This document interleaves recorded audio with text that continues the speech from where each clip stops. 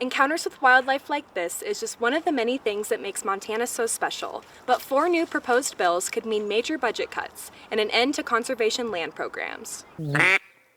Spending time in the great outdoors is something many Montanans enjoy. I hunt, I fish, I camp, I hike, just like it seems like most everybody else in this place. But some fear that 4 new bills introduced by Montana Congressional Representative Matt Rosendale could limit efforts to acquire more public lands in Montana. Long-term impact could be really severe. These cuts would prevent that money from being spent. Anthony Licata is the communications director for Montana Conservation Voters. He says these proposed cuts would decimate the Land and Water Conservation Fund, which is often used by U.S. Fish and Wildlife, the Forest Service, the BLM, and the Park Service to acquire new public lands. What this would do would slash about $392 million in funding that's slated for voluntary public land acquisition from the Park Service, Forest Service, and Fish and Wildlife Service. Concerns also shared by the Montana Association of Land Trusts. The outdoor industry is the largest provider of jobs as compared to any other industry in the state, next to agriculture. That obviously includes recreation, tourism, hunting, fishing. But Congressman Rosendale says something needs to happen to rein in federal spending. While he declined our requests for an interview, Rosendale provided MTN a statement defending the legislation, saying, quote, "Because our nation is $31 trillion